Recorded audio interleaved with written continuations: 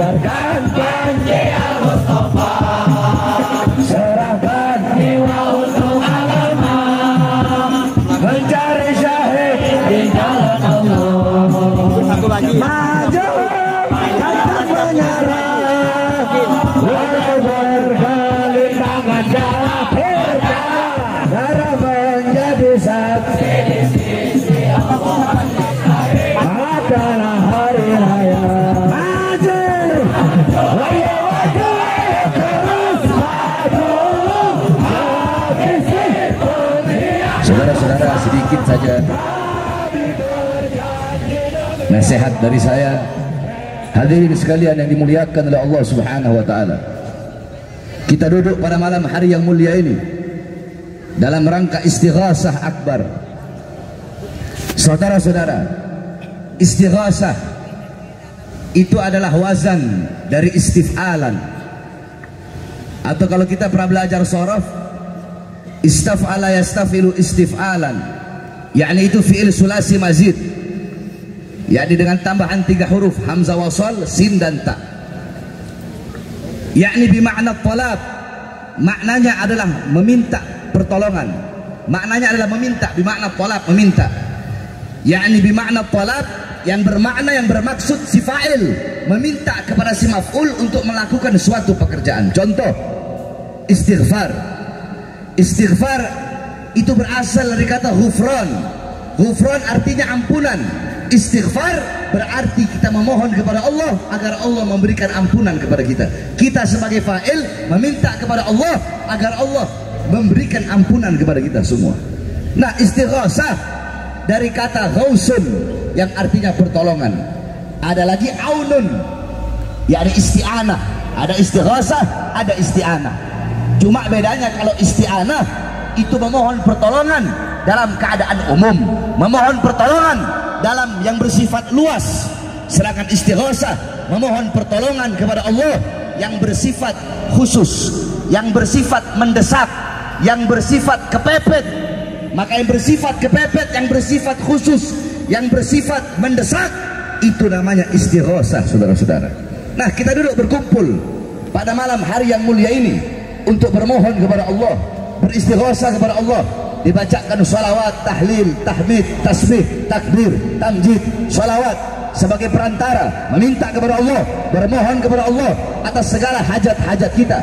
Khususnya pada malam hari ini, tepat di Cianjur ini, kita bermohon kepada Allah agar Allah angkat segala macam bencana, Allah angkat segala macam musibah, Allah angkat kesedihan, Allah angkat penderitaan, Allah angkat air mata, Allah angkat kesusahan, Allah angkat darah, Allah angkat gundah gelana, Allah angkat kegalauan seluruh masyarakat Cianjur khususnya yang ditimpa musibah gempa bumi, saudara-saudara. Kita duduk di sini beristighasah, memohon kepada Allah, merayu kepada Allah agar Allah berikan kepada kita rahmatnya, agar Allah berikan kepada kita kasih sayangnya, Allah berikan kepada kita ampunannya. Saudara-saudara sekalian yang dimuliakan oleh Allah Subhanahu wa taala, hadirin sekalian yang dimuliakan oleh Allah Subhanahu wa taala, sebagaimana yang kita semua ketahui bahwasanya belum lama ini di Cianjur dilanda gempa bumi, saudara-saudara. Hadirin sekalian yang dimuliakan oleh Allah Subhanahu wa taala, Cianjur banyak para ulama, Cianjur banyak habaibnya, Cianjur banyak kiainya, Cianjur banyak ajengannya, Cianjur banyak pondok-pondok pesantren. Coba kau lihat, di Cianjur banyak pondok-pondok pesantren, banyak masjid-masjid, banyak musala-musala. Tapi kenapa Allah berikan bencana? Tapi kenapa Allah berikan gempa bumi, saudara-saudara? Kenapa Allah berikan banjir? Saudara-saudara, memang di Cianjur banyak para habaib, di Cianjur banyak para kiai, di Cianjur banyak para ajengan. Tetapi jangan salah, di Cianjur juga banyak perbuatan dosanya, banyak perbuatan maksiatnya.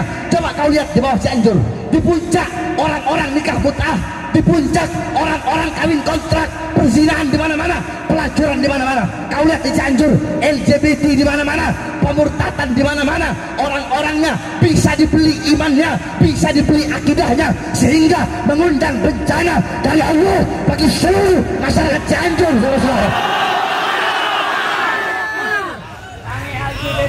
Saudara-saudara, pemurtatan di mana-mana, imannya dibeli dengan Indomie 1 kardus, imannya dibeli dengan amplop isi 100.000.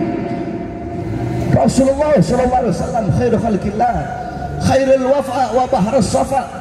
Rasulullah seorang manusia yang perutnya kelaparan, 3 hari 3 malam tidak makan, menganjal perutnya dengan sebongkah batu.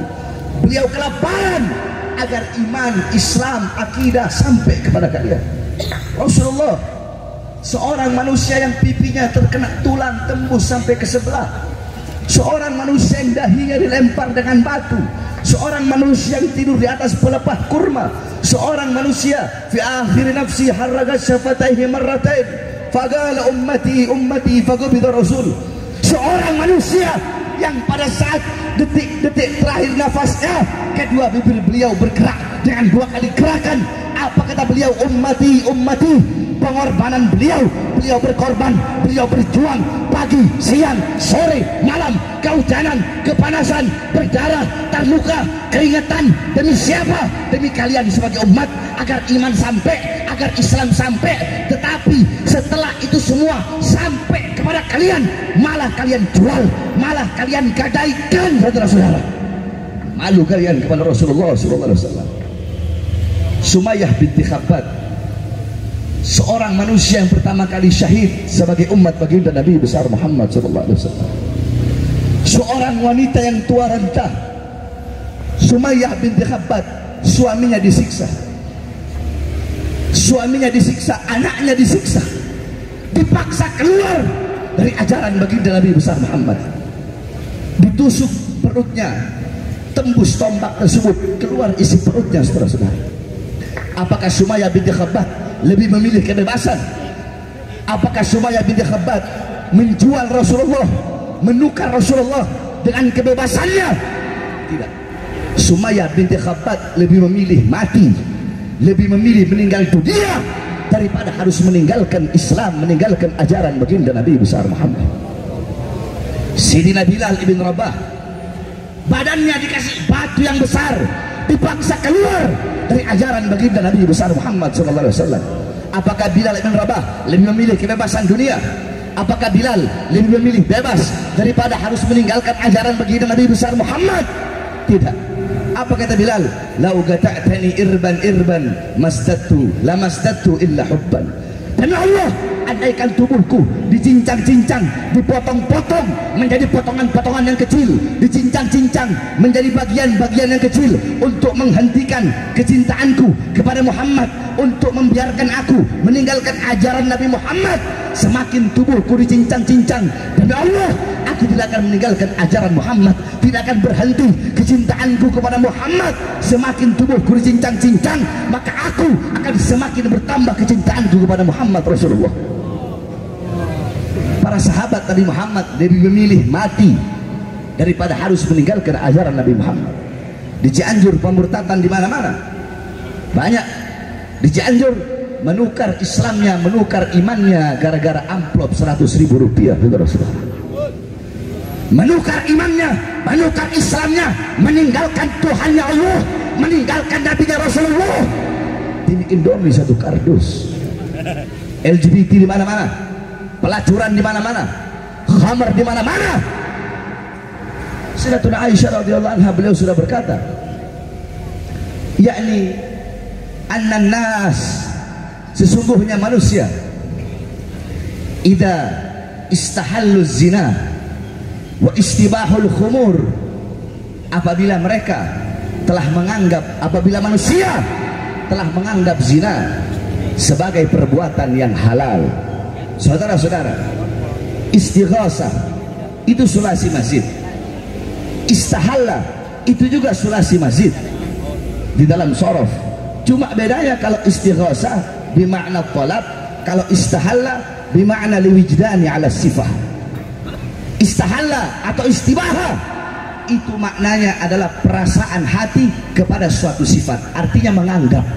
Jadi mereka bukan berzina, bukan hanya berzina saja, tetapi menganggap zina adalah perkara yang halal. Istahalla dari kata halal, ketika wazan tersebut menjadi istahalla berarti menganggap sesuatu yang halal. Istibaha dari kata mubah berarti menganggap sebagai sesuatu yang mubah. Istahallu zina berarti bukan hanya berzina, bukan hanya berzina saja, tetapi menganggap zina sebagai perkara yang dihalalkan, menganggap zina perkara yang halal, berzina pagi siang sore malam di pinggir jalan, telanjang, laki-laki perempuan, ciuman, pelukan, berzina di pinggir jalan, mempertontonkan zinahnya karena dia menganggap zina sebagai sesuatu yang halal.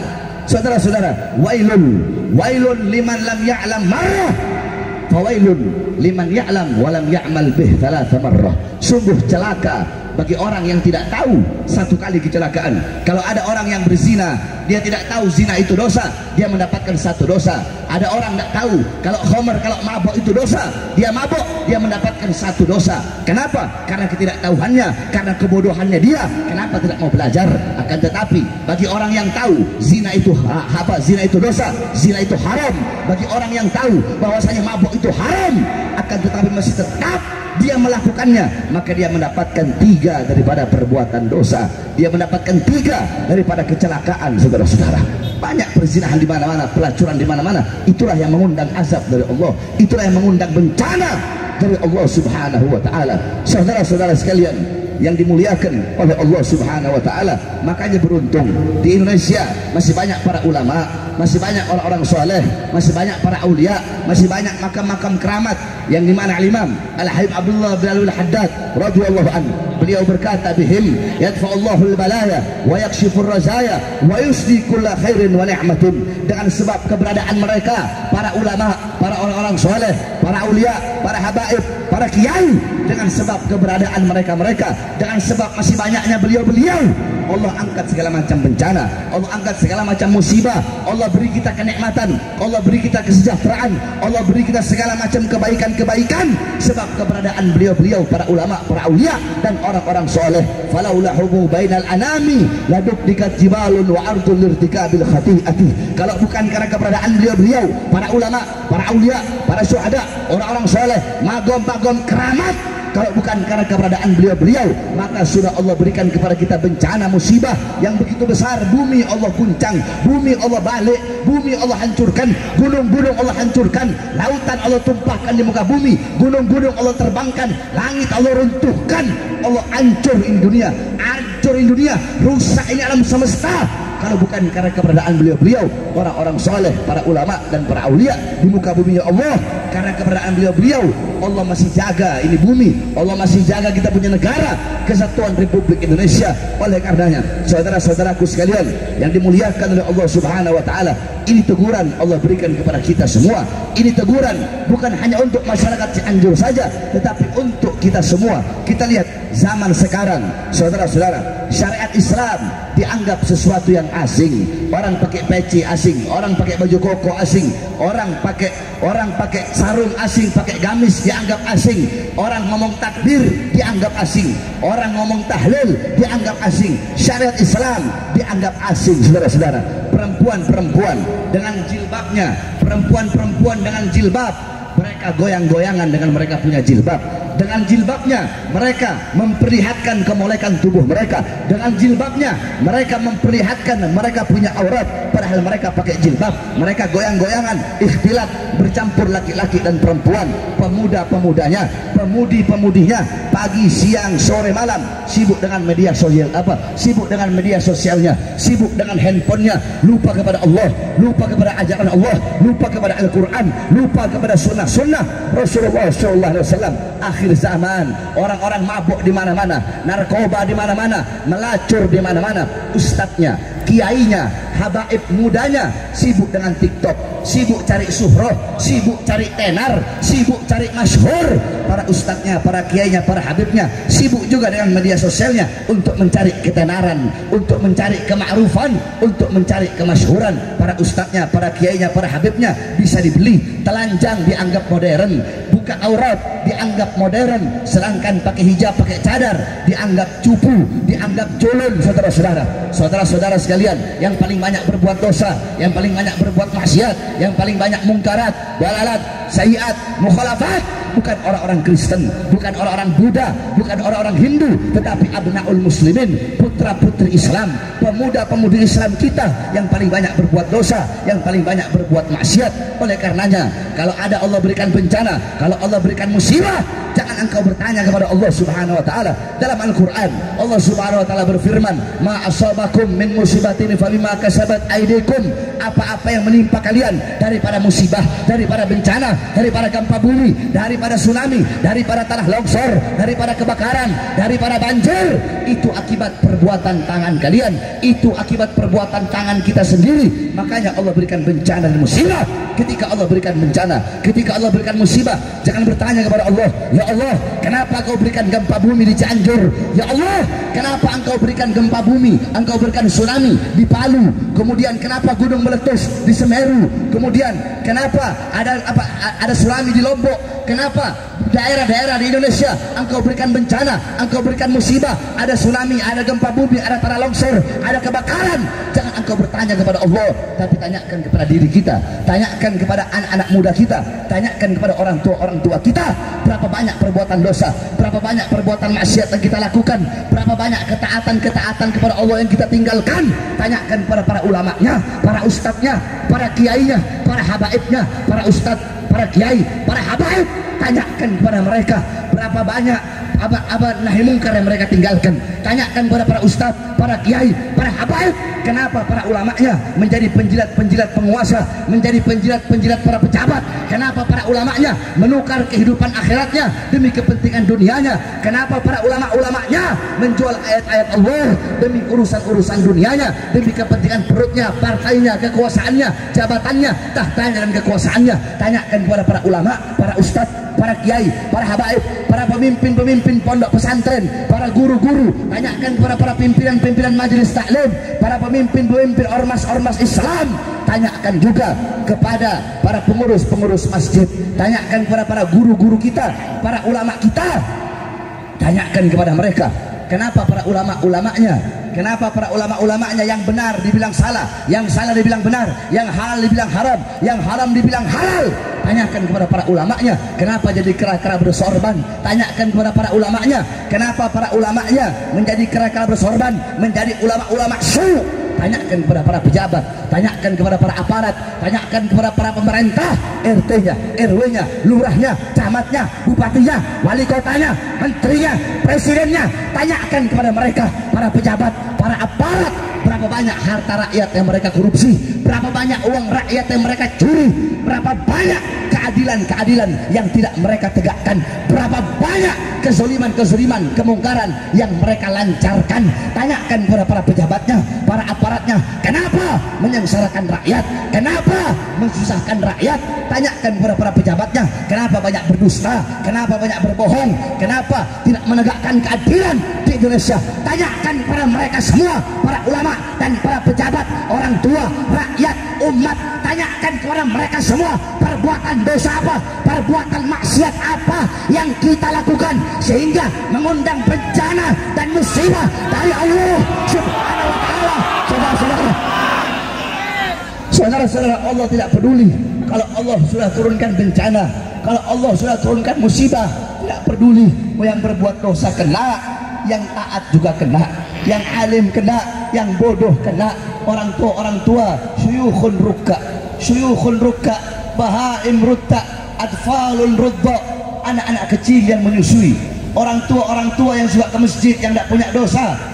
Binatang-binatang ternak yang tidak berdosa, semuanya ikut amblas, semuanya ikut habis, semuanya ikut mati kalau sudah Allah Subhanahu wa taala berikan bencana, saudara-saudara. Kenapa? Karena terlalu banyak perbuatan dosa dan maksiat yang kita lakukan. Palu, kenapa Palu ada tsunami? Kamu pikir itu di Palu banyak pondok-pondok pesantren? Bahkan di Palu ada Al-Khairat, pondok pesantren kami, guru besar kami Habib Idrus bin Salim Al-Jufri. Tapi kenapa di Palu, saudara-saudara, ada tsunami? Berapa banyak korban? Kenapa di Palu ada tempat pelacuran terbesar se-Sulawesi, lebih besar dari Doli yang ada di Surabaya, saudara-saudara? Lombok, kenapa Lombok ada tsunami? Di Lombok padahal dijuluki negeri 1000 masjid, 100 meter masjid, 100 meter masjid, 100 meter masjid. Tapi kenapa di Lombok ada tsunami, ada gempa bumi? Karena di Lombok banyak bule-bule, banyak orang-orang barat jemur teteknya, banyak orang-orang barat membuka auratnya, orang-orang barat mabok di pinggir-pinggir jalan, melacur, berzina di pinggir jalan, sehingga Allah berikan bencana. Begitu juga di Cianjur. Kenapa Allah berikan gempa bumi?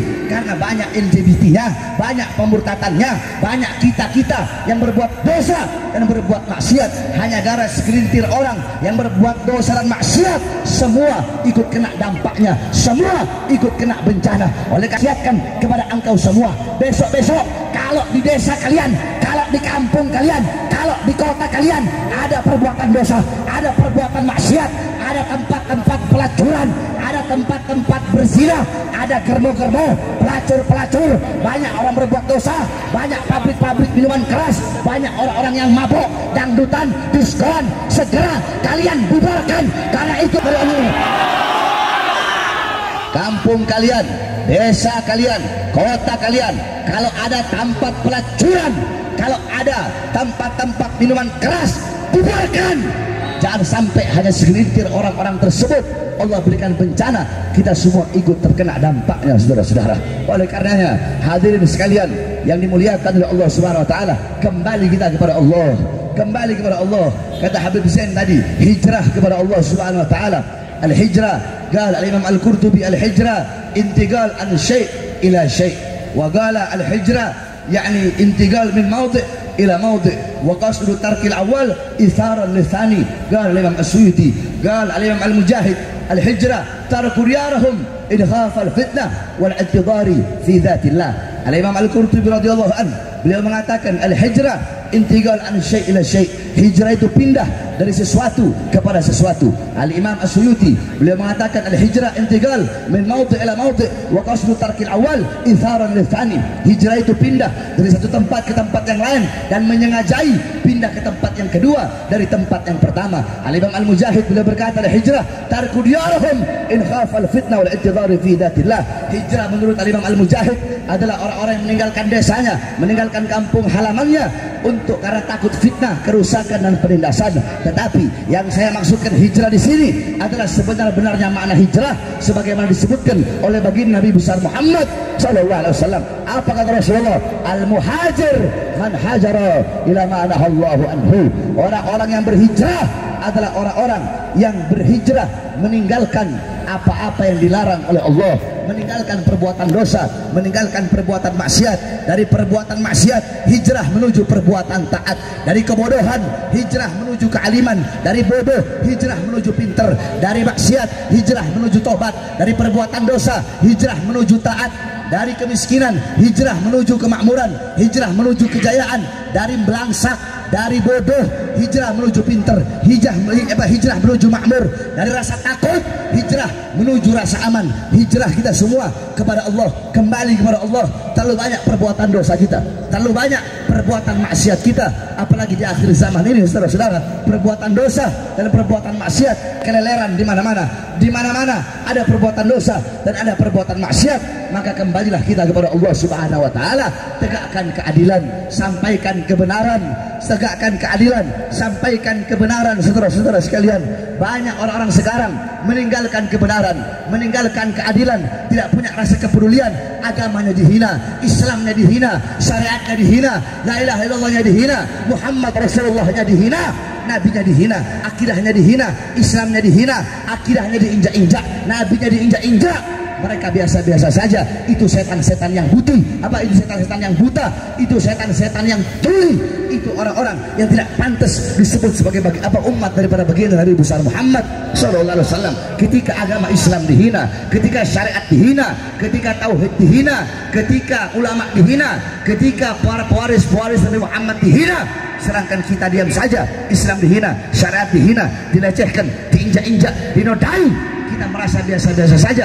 Kita adalah setan-setan yang tuli, kita setan-setan yang bisu, yang tidak pantas menjadi umat baginda Nabi besar Muhammad sallallahu alaihi wasallam. Makanya tanamkan dalam hatimu ghirrah, kecemburuan apabila agamamu dihina, kecemburuan apabila syariatmu dinista, memiliki semangat dalam membela agama, memiliki semangat dalam membela Allah. Kalau ada ustadz, kalau ada kiai, kalau ada ulama ngomong Islam tidak perlu dibela, Allah tidak perlu dibela, Rasulullah tidak perlu dibela, itu ustadz, kiai, ulama goblok itu saudara-saudara. Kalau ada orang yang bilang Islam tidak perlu dibela, untuk apa ada front membela Islam? Islam tidak perlu dibela, itu ustadz goblok, itu kiai goblok, itu habib goblok, itu ulama goblok.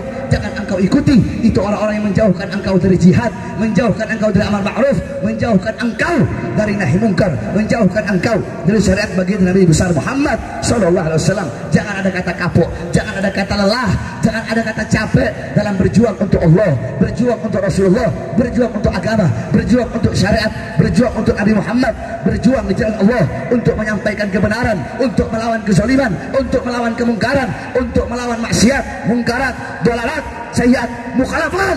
Tidak ada kata capek, tidak ada kata lelah. Saudara-saudara, saya keluar masuk penjara, berkali-kali saya masuk penjara. Kenapa? Apakah saya bandar narkoba? Apakah saya pencuri? Apakah saya pembunuh?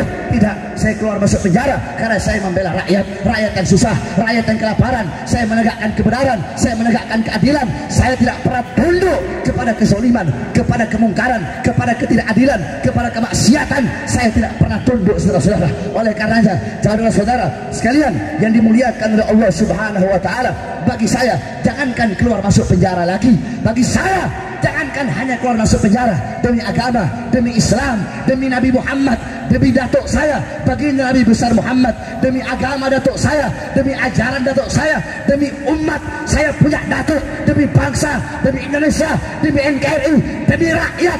Jangankan hanya di penjara, nyawa saya, jiwa saya, darah saya murah harganya untuk tumpah, saudara-saudara. Pernah capek, saya tidak akan pernah lelah. Saudara-saudara, para musuh-musuh Allah, para musuh-musuh agama, para pengkhianat-pengkhianat bangsa, mereka bisa memborgol tangan saya, perut saya, kaki saya. Mereka menahan saya, memenjarakan saya.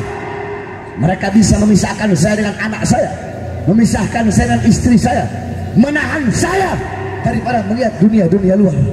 Mereka bisa memenjarakan saya, mereka bisa menahan saya, memenjarakan badan saya, tubuh saya, jasad saya. Tetapi demi Allah, suara-suara kebenaran yang saya sampaikan tidak akan pernah bisa mereka penjarakan, mereka bungkam sampai datangnya hari kiamat, saudara-saudara. Oleh karena saya tanya semua yang hadir di sini, siap sampaikan kebenaran, siap lawan kemungkaran, siap lawan kemaksiatan, siap hancurkan kezaliman, siap hancurkan kemaksiatan, siap hancur demi Islam, siap binasa demi Indonesia. Allahu Akbar, Allahu Akbar. Indonesia merdeka, merdeka, merdeka. Allahu Akbar. Mudah-mudahan Allah angkat segala macam bencana, musibah di negara Indonesia kita cintai. Mudah-mudahan segala macam penderitaan, kesusahan, kesedihan, cobaan-cobaan yang melanda umat Islam Cianjur, masyarakat Cianjur, mudah-mudahan Allah ganti dengan sesuatu yang lebih baik. Allah ganti dengan kenikmatan-kenikmatan yang agung, kenikmatan-kenikmatan yang besar, kenikmatan-kenikmatan yang luhur. Jadi intinya, saudara-saudara, kita hadir pada malam hari ini istighasah bermakna talabul ghaus, memohon, meminta, mengemis kepada Allah akan pertolongan, karena sebaik-baik penolong adalah Allah, sebaik-baik pelindung adalah Allah. Apabila pertolongan Allah, perlindungan Allah telah Allah berikan kepada kita semua, maka tidak ada satupun makhluk yang bisa menyakiti kita, karena kita berada dalam pertolongan dan perlindungan Allah. Semoga bangsa kita, negara kita, rakyat kita aman, makmur, sejahtera. Allah jadikan negara kita negara yang aman, negara yang makmur, negara yang sejahtera. Baldatun thayyibatun wa rabbun ghafur. Negara yang baik, negara yang makmur, negara yang aman, negara yang sejahtera. para pejabat jadi pejabat-pejabat yang baik, para pemerintah jadi pemerintah yang baik, jadi pemerintah pejabat yang taat kepada Allah, yang patuh kepada Allah, ulama jadi ulama-ulama yang lurus, jadi ulama-ulama yang istiqamah, ulama-ulama yang mustaqim. Amin amin ya rabbal alamin.